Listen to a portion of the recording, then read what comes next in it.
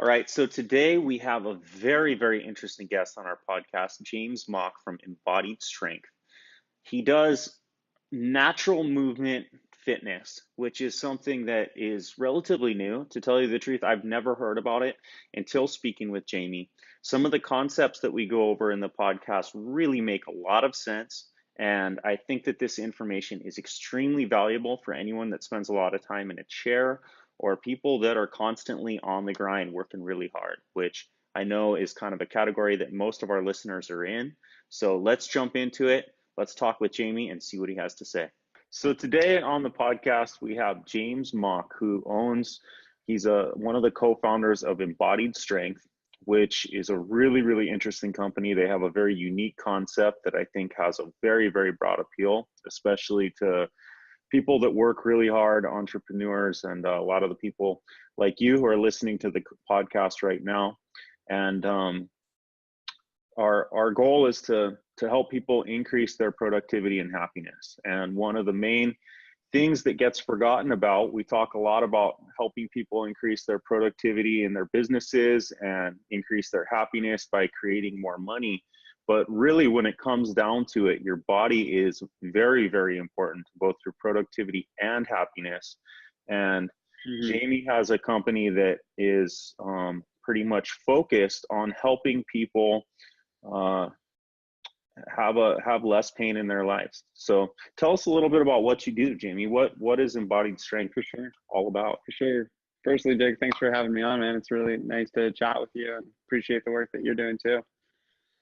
Thank you. Um, yeah, yeah. So I think it's been interesting. One of the work that we do, Jonathan, my partner, Jonathan Mead, he's in Portland and been an awesome movement coach that I met a few years ago and just really appreciated his work. And so we kind of teamed up to create um, what we've been delivering as our flagship program, which is a 3-month program, which basically teaches people how to reconnect to their bodies. And that in itself is a really complex organism to start to break down. What does reconnecting to your body even mean? And so we have a pretty holistic approach. On the kind of the more left brain mechanical side of things, we're teaching people how to move again. We see a lot of people who are kind of trying to get in good shape via really kind of outdated models, or some models work okay. They just don't really have the principles that it takes to succeed in something like weightlifting or CrossFit. In and of themselves, I think I enjoy things like CrossFit or weightlifting or yoga, but there's a phase that a lot of people are missing, which is actually how to move properly, how to feel their own body. And there's a lot of things that can go wrong with whatever programs or modalities people are deciding. So we kind of taking people a step back to take a look at some of those components. Okay, so basically, if you were to describe fitness as a pyramid, you're helping people with kind of the foundational levels that um, are really necessary before you get to kind of the other things, the yoga, the weightlifting, all that sort of stuff. Is that right? Yeah, exactly. Right, totally. So what we take a look at some really intuitive pieces, and I think calling it foundational work is a great way of describing it. One of the reasons I tend not to use that word is because it gets overused a lot and it gets chunked in what I've seen a lot of foundational programs, and it's like what they would consider to be a foundational, I would consider to be way too advanced in some sense, and not actually taking people through the necessary steps and looking at each individual and where they are and helping them meet those needs to become advanced movers, or to get in the kind of shape or meet the physical goals that they have. It's a bit of a different journey than most people are painting it out to be in the fitness and the health world. So for example, I guess most people today, as you know, especially if you're grinding, especially if you're an entrepreneur trying to fucking make a dollar, right? Like you're spending a lot of time at your computer. You're spending a lot of time commuting and driving. You're spending a lot of time in a really shitty position. Rolled forward shoulders, tucked tailbone. You're shortening your hip flexors. your core is getting pretty turned off. Just being in, I'm on a ball right now, so it's a little more active, but it's a for the most part, we're creating the sensory motor amnesia. We're like at some point in the journey, we're at our computers when we're students or we're working or whatever, and there's signals that are being sent from our body that are saying, this sucks, get up, go play, go on a walk, move around, go sweat. And you're almost done with your project, or you're sitting in class, you're like, no, it's good, just a little bit longer. So we start to shut down that signal. And at some point, we kind of lost the relationship to actually listen to what our body is needing, what it's telling us. So we have a lot of different methodologies for reintroducing the communication that people have with the body, if that makes sense. But what people are end up doing is they've lost touch to their own body, and they've got these dysfunctions and rolled forward shoulders and tucked tailbones, or the Donald Duck syndrome where it's anteriorly rotated or whatever, tight hamstrings, bad lower back, and they're like, I need to get in good shape. And they've oversimplified the solution. So then they go to the gym, or they go to a yoga class, or they go do some cross training, or they go join Tony Horton and do some P90X. But they haven't corrected the issues that they've created over 10 years of neglect. They can't even sit on the floor comfortably. And now you want to go lift 140 pounds overhead to feel good? Or go swing some, even the cool stuff like functional fitness, slam balls, battle ropes, all like the more hipster kind of really cool things you're seeing a lot of. It's like, great. Have you even addressed some of the basic dysfunction through the neglect that you've created? If you haven't, repetition will not be your friend. You keep showing up to the gym thinking you're doing something good because you're sweating, but you're creating like some serious overuse issues in joints and tissues. And that's the cycle that we've been continually getting our clients out of. I feel bad. I need to get in good shape. I'm going to go do this thing, gym, rock climb, yoga, whatever it is. And then they feel good for like 6 weeks, maybe 2 months if they're lucky. And then something snaps, something tears, something doesn't feel good. And then they're back on the couch, getting a little bit fatter, feeling a little bit worse about themselves. And then the cycle continues and they find that modality. And then everyone we talk to 10 years later, they're damned if they do, damned if they don't. Like they know moving isn't good for them, but every time they try, they get hurt. And that's the cycle that I'm seeing. It's become a worldwide epidemic. I'm working with people from around the world, and that's the cycle that everyone calls us with a consultation, and they all have the same problem with a different story. Mm-hmm. Does that make sense? Yeah, it really does. It's people are very based around habits. I remember I went to a meditation retreat at one point about 10 years ago, and it was about 10 days sitting in a position that was probably actually a little bit more of a healthy position than I normally sit in when I'm at a computer or a desk or something like that. And for the first couple days, it was extremely painful. And then after my body got kind of used to sitting in more of kind of an erect, straight position, it got used to being like that. And I could actually notice the pain of, when I got back, when I was done with that whole process, sitting back at a desk, I actually started to feel that. And then now I think I'm kind of at another part of the cycle where I do lots and lots of desk work. And when I initially kind of transitioned into getting back behind the desk and the computer for long stretches of time, I definitely would feel I need to get up, I need to straighten out a little bit more, all those sort of things. And then after a while, it just kind of becomes the norm. And now it's, where I understand what you're talking about. I probably share some of the same thing as some of your clients do, where it's like, if I went and did like some heavy deadlifts or squats or something, it probably wouldn't be a good thing to do, because I think my back is a little bit, Right.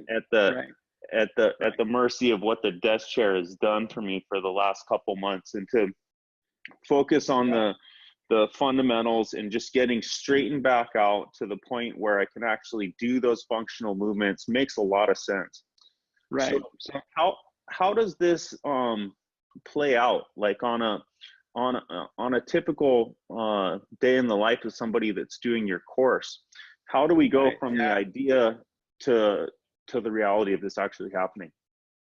Totally. Yeah. I'd love to share that. And I also would love to give your listeners a few takeaways and take something that's at this point, recognizing that it's a little bit abstract, and talk about some of the work that we can do, and that even philosophically you could apply into your own day-to-day life that would make some improvements and cover some of the blind spots a lot of people um, have kind of missed. I suppose that's the definition of a blind spot, right? Um, so I really like your story too about, and I think awareness is kind of the big piece. Like, you got, sitting in itself isn't bad. It's like the tuning out that sucks. You know, they what's the best position to sit in is something that, like, we hear a lot in the so-called movement community, and the answer is the next position. You just don't want to be doing one thing for too long. You want to listen and hear what your body needs to do something a little bit differently. And I think you've just really narrowed in a big piece of what we do is the same thing. Like, we have mutual people that are in our lives, and one of them, is Lee Joseph, who was my massage teacher, um, and he was just an incredible man. But going to school with him, the big thing that he taught wasn't a technique for touching; it was having awareness to tune in to myself and use that awareness to then really feel into someone else. And that has really translated continually. I mean, that was over a decade ago, into the work that I'm doing now. And it's really about tuning in with yourself, like, from a standpoint of being effective in the workplace. Like, what happens when you're in control of your body, when you have a relationship with this thing, when you can feel into it deeply and you can powerfully use it in a way that makes things happen. Like, when you need to be the hero that needs to run after something and catch something or reach for something and pick something up heavy and be that guy or that woman, like, how does that show up in the workplace, in your family life? Like, it's a really awesome place to focus, to just make you more effective everywhere else. It's like the foundational piece, right? So so that's the people that come to us don't necessarily come to us to fix one problem. They come to kind of solve a few problems and focus on one place, if that makes sense. So to answer your question, a day in the life is basically, we have different ways of kind of attracting our audience.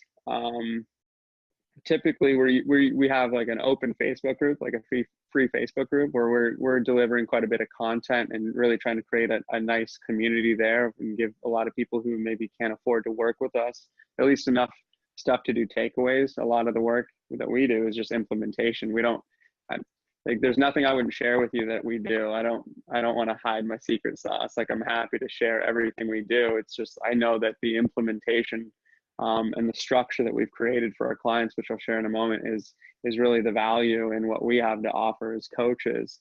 So anyway, we've got this free Facebook community. A lot of people hear about us through word of mouth, clients we've worked with, and then we're also doing like Facebook ads and stuff like that. And so on our Facebook ads, we have like a master class, fancy name for a webinar, where we deliver some of the philosophy that's pretty uniquely different. And we talk about a lot of the things that we're talking about now. And if that's something that vibes with someone who watches it, we invite them to have a phone call with us, which we end up kind of diving into where they want to be in their life and where they are right now, and help them get really clear on steps that they would need to take to fill the gap. And basically, for a lot of people who really feel like they want help with that process, we show them what it looks like. And we work with our clients for a minimum of 3 months. And so when they say yes to that and they want to do that journey with us and help, have some help with the implementation of these concepts and ideas and things that we're working with people, they jump on for this kind of like wild ride with us for 3 months, where they're getting one-on-one coaching sessions. So these are people around the world, so it's all virtual, it's all online. They have access to 12 weeks of material, basically. So it's pre-recorded videos that are all scalable depending on where someone's movement capacity is at, if that makes sense. And then we also have each and every video. So one of the things with the pre-recorded videos that just has not worked in the past, with the things that we've created, with programs that we've been participants in, has been that there's no follow through. Oftentimes, I don't know if you've ever seen like a beach body workout thing, but at some point you're like, I don't know if I'm doing that right. Like, you're learning something new, you're learning a new complex movement pattern, and it doesn't feel right in your body. And you can't call up the dude on the phone and be like, hey, I bought your $90 DVD.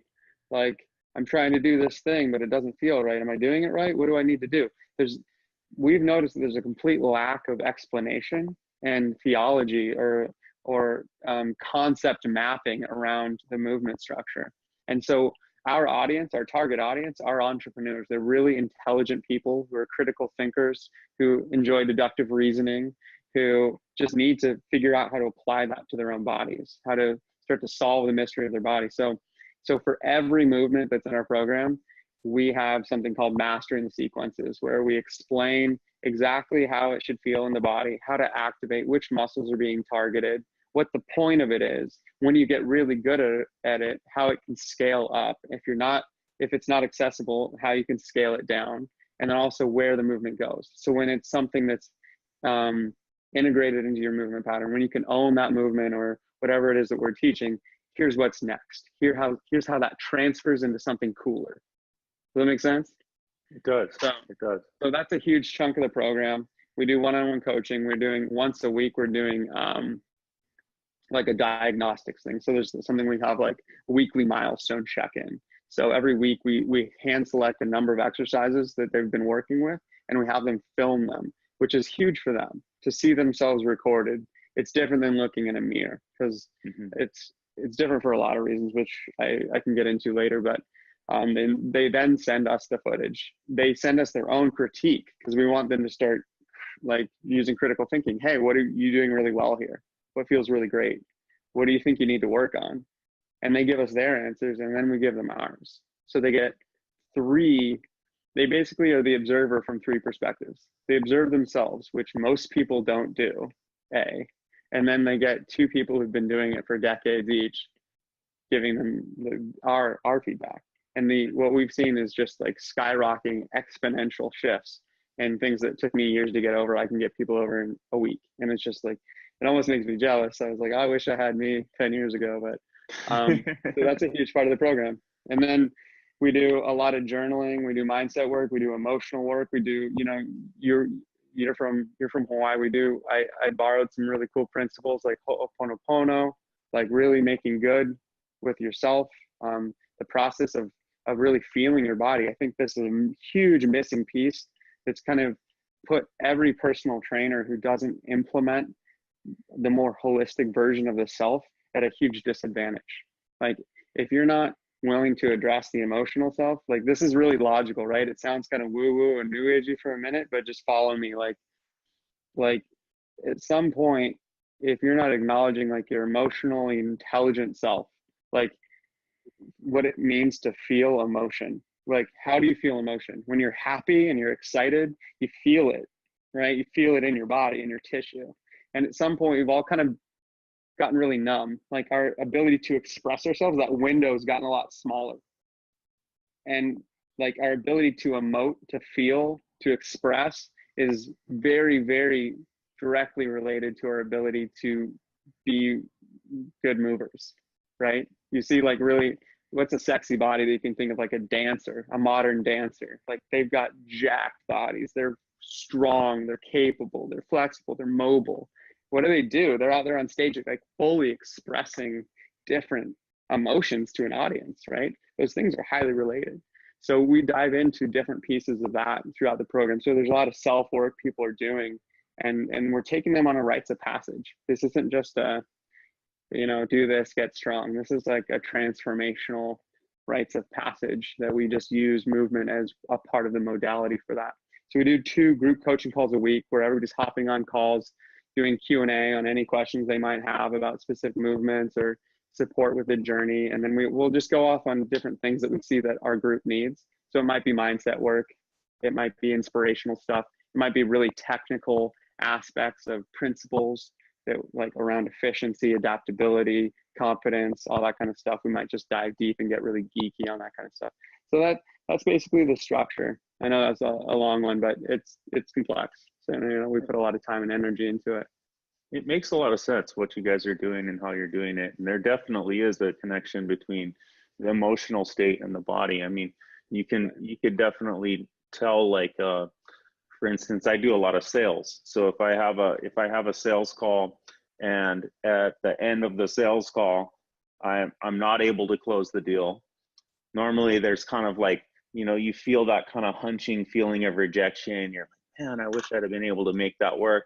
Versus if you knock it out of the park, you close the deal, you're walking out of that meeting just standing tall and standing really happy. And there's a connection between the two. And I can definitely see where people have residual effects of different things that have happened for a long time. They've been missing the deal for years and years and years, and they just keep getting more and more and more hunched, and they're not going to stand up straight until you get that kind of inner thing straightened out, that has gotten them there in the first place. Because it's the body's only part of it, and that makes a lot of sense. Right. Yeah. I just got back from doing some weightlifting at the gym, and I'm seeing a lot of that. I'm seeing a lot of stuck emotions, especially in men, like their perception of what they think strong is, but they're just putting they're strengthening dysfunction. For so many of them are so closed off emotionally, so closed off in their hearts, and it's like there's so much dysfunction that's creating, like, they lack power. Like, I'm a martial artist, I can see dudes that are way bigger than me, but I'm like, they wouldn't handle in a fight because I can see that they're closed off. Their arms, no matter how big they get, they're not connected to their lats, and they're not able to move like the way that they should. I know that. And it's like, I know it's scary. It's scary to think that maybe if you address some stagnant emotional stuff and did some meditation, like you were talking about, that you'd actually get bigger gains in the gym. It's funny that not many people talk about that, but I used to, I don't just teach movement. I've done a lot of different kinds of coaching, and I was doing some coaching for some people, men and women, around dating, actually. And it's funny when you acknowledge postural changes, like the energy that you have, it's impossible I use dating metaphors a lot when I'm coaching people still, just because my brain's just wired that way, I guess, for better or worse. I don't think my fiance likes that my brain is always like still there sometimes, but nonetheless, like, just like you were saying, you can't show up to a date like groveling, like all needy, all like broken, all like, and be like, hey, do you want some of this? Like, you have to own it. Speaking of owning it, I don't know if you're familiar with the company On It, but Aubrey Marcus, really cool, awesome Fortune 500 like CEO guy in Austin, Texas, was just talking about this metaphor that I think really resonates with what we're talking about, of like, we're at this time where I think a lot of people in business and in movement and dating, like, a lot of people would teach you how to pretend to be like if you're fishing, we use a fake lure. You don't need to use live bait, right? Mm-hmm. And so a lot of people teach you to be like a fake lure, like to pretend to be the thing.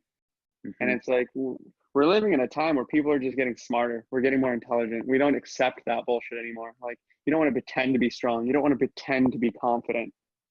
Like, it's time to just fucking be the thing. Like, be the live bait, be the thing that attracts the things that you want in your life. You want a beautiful partner in your life? Don't pretend to be confident. Take the necessary fucking steps to be a confident person. Have things in your life that you're confident about. Make decisions that you're stoked on, where you're proud of yourself, and just show up that way. Don't pretend anymore. And I think we do that same kind of thing when we're coaching our students. Like, let's look at strength. Like, let's figure out how to really cultivate real strength, not this pretend armor that a lot of people are trying to cultivate. It makes a lot of sense. It makes a lot of sense. So, Hmm. to give some people some action steps and some things that they can work on right now after listening to this podcast, Yeah. what are some of the first steps that you'd recommend for people to really kind of start making the change? What are some of the catalysts that you see that people hit in their lives that enable them to do things, and uh, how would you suggest that they get to those places and push through those things that are keeping them from starting their path towards better health and more mobility and a better mind body connection? Yeah, that's a really great question. Awesome question. They have all been great questions. Um, you know, a big thing that Jonathan and I pride ourselves on is not having a one size fits all approach. And a lot of that phone call is like we really personalize everything we say specifically to the person that we're working with. That said, there are some universal truths and some basic approaches that I would recommend for everybody. So I can share some of those. That said, depending on where you're at, and having a coach, having someone really get you to, like, I can witness where you're at and really coach you into feeling it, right? You can get the idea of something and it might not change your life. It's the implementation part that's really important. So that said, what I see a lot of people, especially men, what's trending is mobility. I think people are like, they're finally recognizing that strength is always going to be limited by your ability to have functional mobility, meaning like your expressive range of motion through a joint, right? Um, and so a lot of men specifically, but women too, are realizing that they're lacking that in flexibility. And we've kind of it's good. We need to have a language around these things. It's good that mobility is a thing now. Like, I'm really glad that it is. At some point, though, we need to start to merge mobility, flexibility, and strength and some other attributes too back into just moving. It's just your body expressing its capacity, if that makes sense. And so my point is, when a lot of people are trying to get more mobile or flexible, the main approach that I see, if I could shave some years of just agonizing pain off of your life, if you're trying this right now, which I have for years, and I've seen more gains in weeks, if not months, when I kind of switched my approach. The thing I would leave people with is that going to end range of motion, um, and just hanging out at your end range of motion is completely going against what your body wants to do to open up. So a lot of the work we do is just planting like concepts, creating a conceptual framework to move from, right? We're always moving and creating from ideas. Like if you're an entrepreneur and you're starting a business, at one point it was an idea. And depending on that idea, that's going to shape your business. And the principles that you use are going to shape the way that you interact with other people in that business. So the idea aspect is really important. So we want to get people really clear. And one of the ways that we do that is, I think, is when we're reconnecting to our bodies, when we want things like more flexibility and more mobility, rather than doing what a lot of systems do, including yoga. I'll pick on yoga a little bit. I mean, certain teachers do it right, like for sure. And I've got a lot to learn from yoga, and I don't want to put it down in general, but I've also heard hundreds of stories at this point about how yoga's let these people down. And so you can imagine someone who doesn't have a good range of motion or mobility, they go to a yoga class and they're like, cool, now tie yourself into a pretzel, do a forward bend and do this flow with us. And what ends up happening, I've heard the story today, is like they feel like they need to talk their body like, hey, it's okay, it's okay, it's okay. And their body's freaking out. Their nervous system is like, don't do this, don't do this. This is freaking scary. And what you can imagine if you did that to, like, you take your kid or you take a friend, and in Hawaii, one of my favorite things to do is jump off of a cliff and over a waterfall into the ocean, like doing backflips 30 feet off a cliff. That's my thing. I love doing that stuff. But I couldn't even imagine taking that girlfriend up there and be like, all right, do this, do this, do this. Like, she's just like freaking out and like, go, jump, jump, jump. And I'm yelling. there's no way she's going to jump off that very well. You need to jump off like there needs to be a level of trust, right? And so much of gaining your flexibility and mobility and opening yourself back up is gaining the trust of your body back. You have offended your body by not listening to it enough. And now that you want to finally pay attention to it, you're treating it like you're cracking a whip on the and you're cracking whip on the horse is like a slave driver. And you're doing that to your body. You're like, stretch further. I need you to be flexible. You start doing these things to your body. What you need to do is back way off. You need to do things that feel really good. Like, that's the key. Show your nervous system, hey buddy, it's okay. Like, train it like you would when you get a dog. You know, when you get a dog and you need to build trust and you're like, hey, it's cool. You can trust me. You can come here and do what I say. And the second it has trust, it starts listening to you again, and it does what you say. Same when you're raising a kid, or like I've been a teacher for kids. You need to have trust, and so a huge part of it isn't like bending as far as you can in a forward fold to touch your toes, to finally open up your hamstrings. That's why your hamstrings are still tight 10 years later, because it's holding on to fear. What you need to do is start working from the inside out. And here's a really tangible way of working with this. Is super simple. I'll even show you. So you can see me okay? Yeah. So let's say I'm going here, and this is my end range of motion. And I feel this isolating in my hamstring. Like, hey, I can hang out here, or I can push further or further. And now this is getting a little scarier. Now my back's starting to round, and now I'm training dysfunction, and this is how most people want to address it. Actually, I'm just going to be here until I can feel the hamstring activate a little bit. And now I'm just going to start exploring. Can I swing? Like, hips are huge, pelvis. Can I swing? Where can I move? Can I rotate anteriorly and posteriorly, like tucking and untucking my tailbone? And as simple as that is, my hamstrings, my glutes, like my hip flexors in the front, my transverse abdominis, my deep core muscles are all tied to this one magical thing called my pelvis. Doing simple little like hip sway side to side is affecting dozens of muscles. And it's showing like, oh, look what you can do. I'm neurally grooving patterns in my nervous system, saying, hey, look how many options you have. Like, you can fall this way, it's falling work, it's parkour. It leads to so many different things. But I'm creating motor maps in my nervous system that allow me to then go deeper and deeper and deeper into flexion and extension and all that stuff. So that's one example of kind of a different approach to starting to open tissue up. So we really address what we would call pelvic intelligence, really starting to articulate the pelvis again. A lot of sitting, a lot of sedentary stuff. We're either posteriorly tucked, meaning we've got like this thing going on or this thing going on. It's too much one or the other. And so a lot of people are always trying to fix that and correct it by just managing it in their head. Like, oh, this is where it's supposed to be, I think.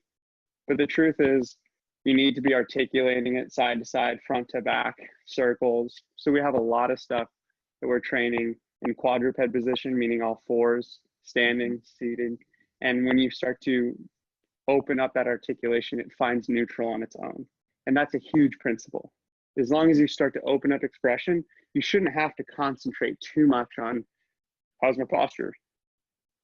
How's my posture? Body, you need to your body's smart enough to figure that out as long as you give it a lot of options. Does that make sense? Yeah. So for the people who are listening to the podcast on an audio stream, let me just kind of break down what Jamie did.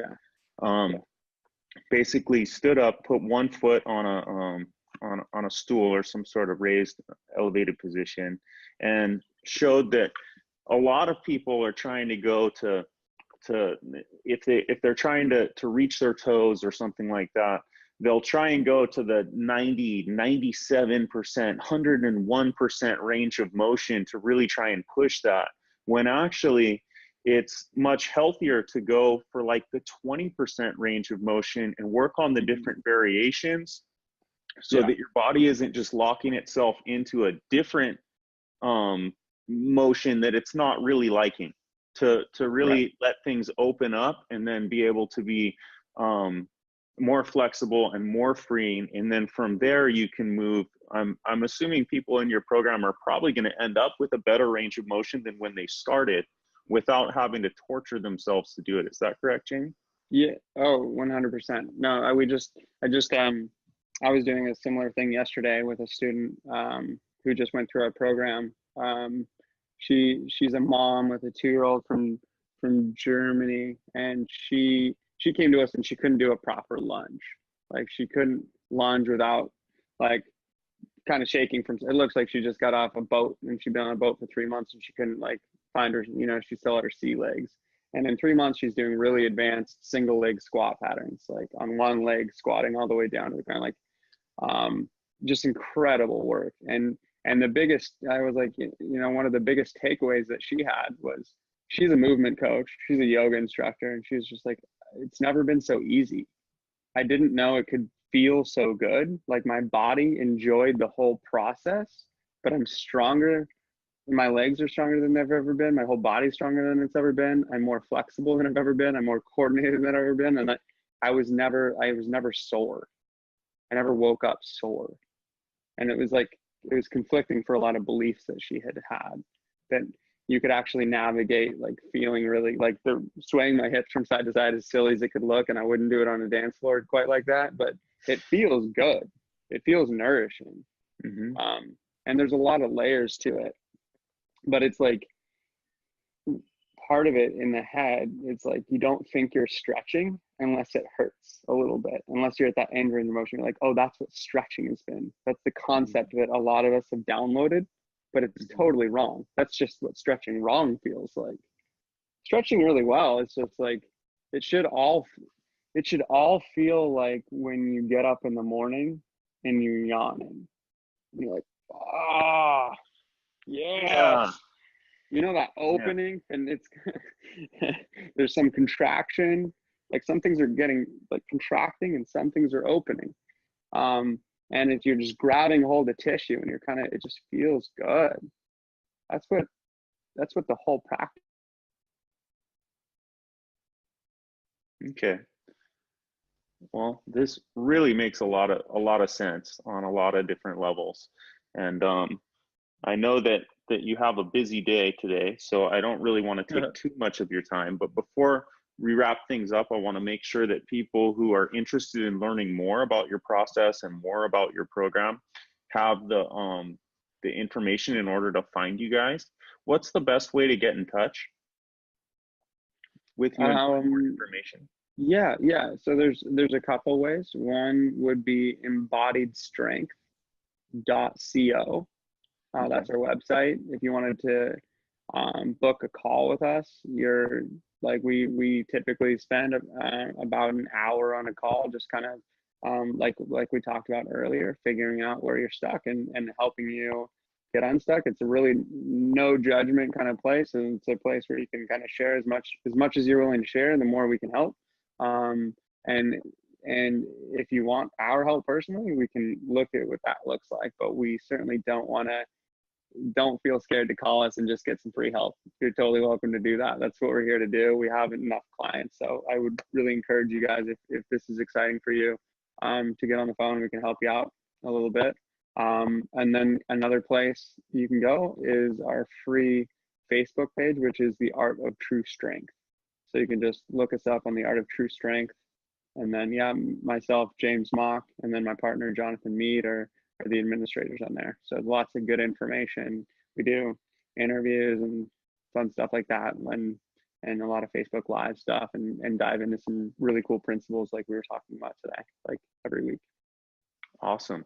So if you're listening on the one of the audio streams, embodiedstrength.co is a great place to find more information. If you're watching on YouTube or you're on our blog on the Trouble Free Employees website, you'll see a contact form that you can contact um, these guys directly and get more information. Or if you're watching on YouTube, you'll see a link to that.